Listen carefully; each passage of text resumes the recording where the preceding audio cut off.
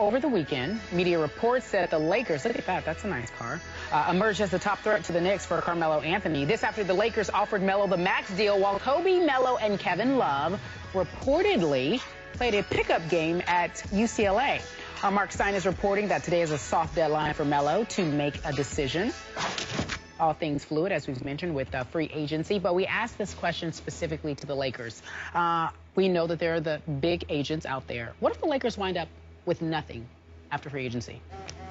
I think that would be very, very sad. These are the Lakers we're talking about here. Purple and gold, Laker Nation.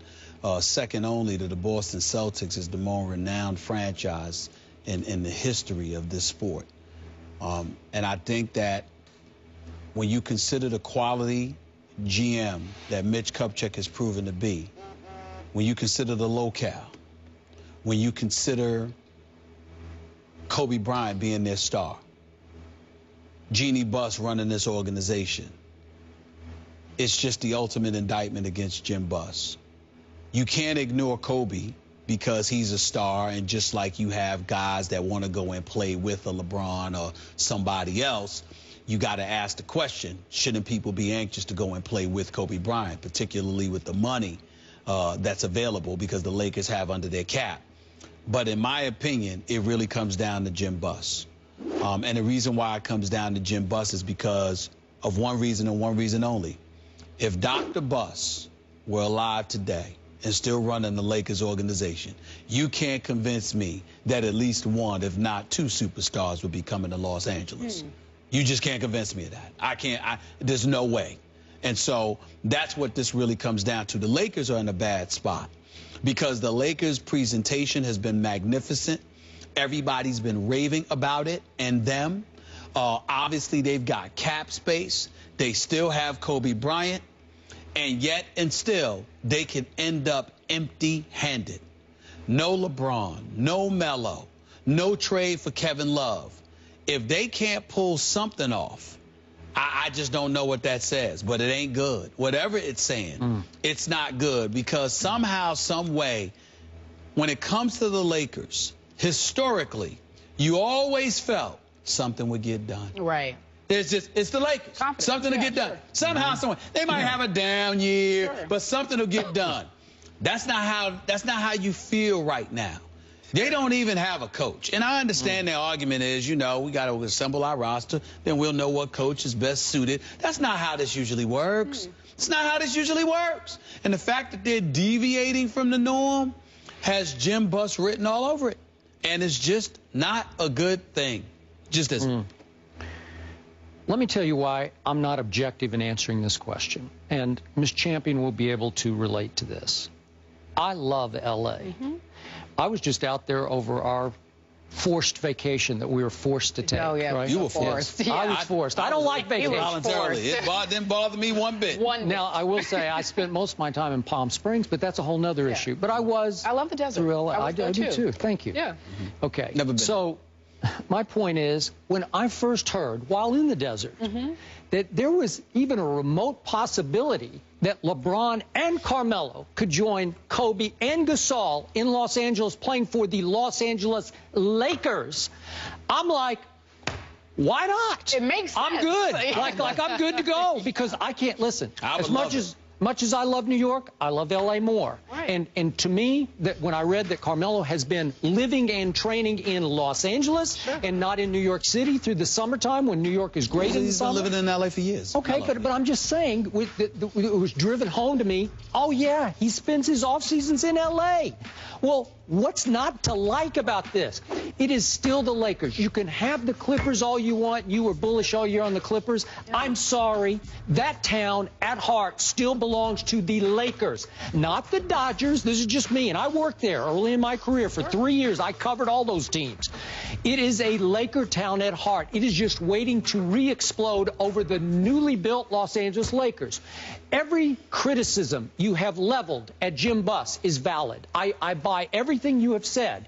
It gets a little harsh every once in a while, but it's still extremely valid. I cannot discount any point you have made about Jim Buss.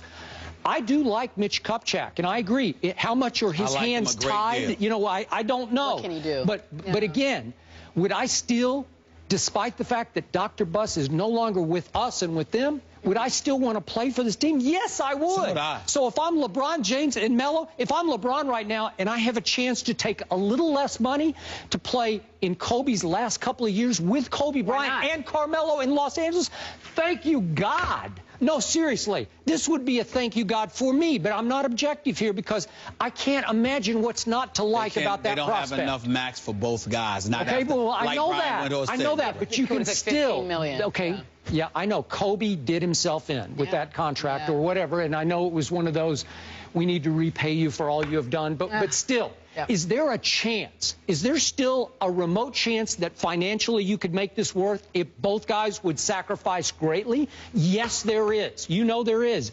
Both would have to make big sacrifices. Now, Carmelo would really have to make a sacrifice. But why sacrifice when if you're Melo, you can stay in New York and LeBron can do a one-year deal and meet you there in a year? Maybe. I'm saying he could choose to. He could choose to because the New York Knicks will have cap space. Okay. So you could choose to.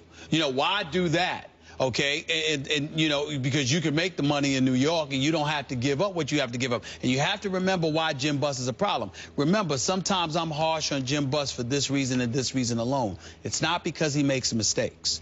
That's part of life, and we're all human.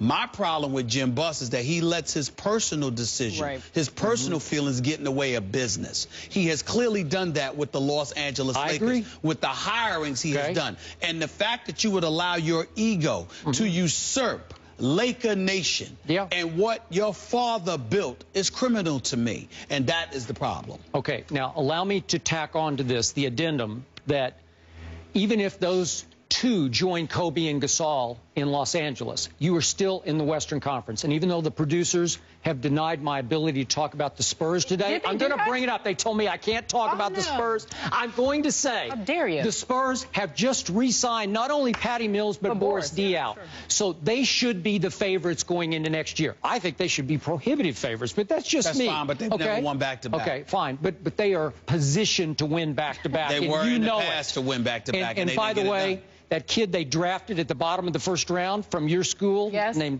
Kyle Anderson, remember that? Good, Okay, he's only the best passer in the draft and one of the better rebounders in the draft at 6'9". So you only got better everywhere. You were the deepest team now. Okay, so the problem is, even with those guys in L.A., I wouldn't make them the favorites. But again, if I am LeBron today and Carmelo today, and I have a chance, you want to talk about the Beatles, the Heatles in Miami, if they join, you don't think that would be the biggest story in the history of the NBA? If those two joined Kobe Bryant for his swan song last couple of years? That would be phenomenal. My God. You have me excited. I know. I know. It gets me excited. I'm getting goosebumps. That would be phenomenal. But again, and here's what Laker Nation needs to realize.